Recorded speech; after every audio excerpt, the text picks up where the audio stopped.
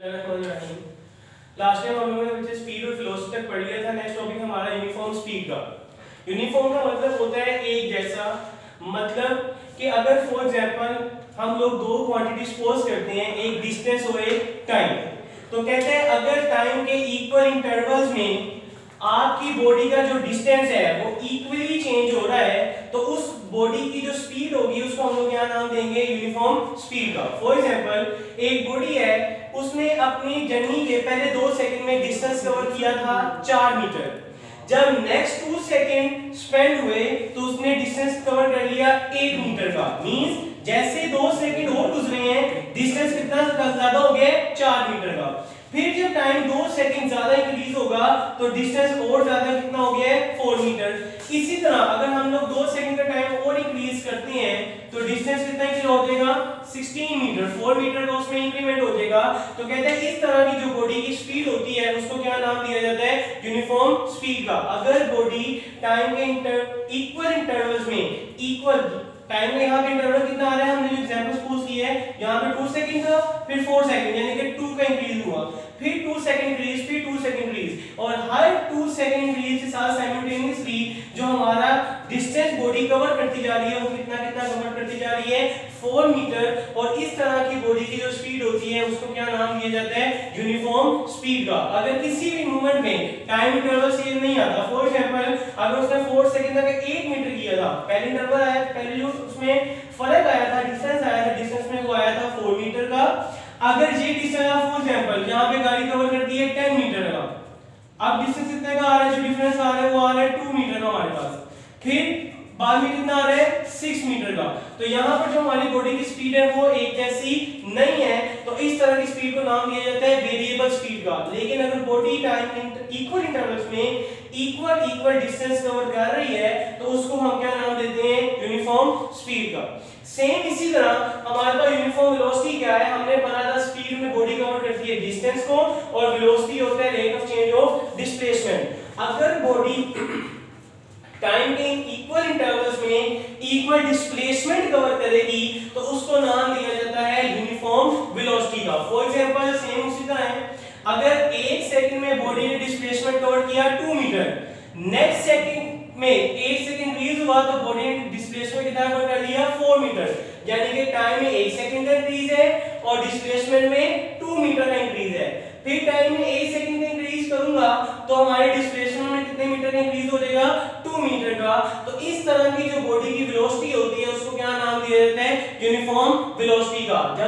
जब distance cover हो रहा होगा तब यूनिफॉर्म स्पीड, और जब हमारा डिस्प्लेसमेंट कवर हो रहा होगा तब हमारी क्या आएगी, यूनिफॉर्म वेलोसिटी। तो कहते हैं यूनिफॉर्म वेलोसिटी क्या होती है, कहते हैं अगर बॉडी टाइम के इक्वल इंटरवल्स में इक्वल डिस्प्लेसमेंट कवर करती है, बेशक टाइम का इंटरवल ज्यादा हो, 4 मिनट हो, 5 मिनट हो, 10 सेकंड हो, 20 सेकंड हो, उसमें हमारा कोई कंसर्न नहीं है, या टाइम इंटरवल कम हो, तो कहते हैं अगर उस टाइम इंटरवल में बॉडी इक्वल डिस्प्लेसमेंट कवर कर रही है तो उस तरह की जो बॉडी की वेलोसिटी होती है उसको क्या नाम दिया जाता है, यूनिफॉर्म वेलोसिटी का। वो क्या होती है, यूनिफॉर्म वेलोसिटी। नेक्स्ट हमारे पास आ जाता है acceleration.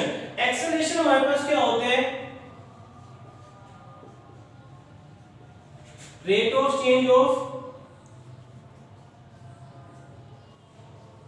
Velocity of a body, उसको हम लोग क्या नाम देते हैं, एक्सेलरेशन का नाम देते हैं। क्या नाम देते हैं, एक्सेलरेशन का।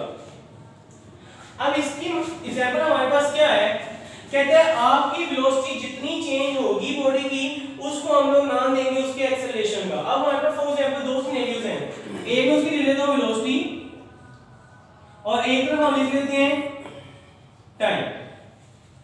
अब अगर मैं कहता हूं कि जब 2 सेकंड का टाइम गुजरा तो बॉडी की वेलोसिटी थी 4 मीटर पर सेकंड। कितनी थी, 4 मीटर पर सेकंड। जब नेक्स्ट 2 सेकंड गुजरेंगे 4 सेकंड, तो अब मैं कहता हूं कि बॉडी की वेलोसिटी हो गई है 10 मीटर पर सेकंड।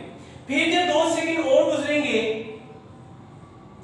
तो बॉडी की वेलोसिटी फॉर एग्जांपल हो चुकी है अब 14 मीटर पर सेकंड। तो हम देख रहे हैं कि हर मूवमेंट पे जो बॉडी की वेलोसिटी है वो सेम नहीं रह रही, वो क्या होती जा रही है, ज्यादा। अब इसी तरह बॉडी की जो वेलोसिटी है वो टाइम के लिहाज से कम भी हो सकती है।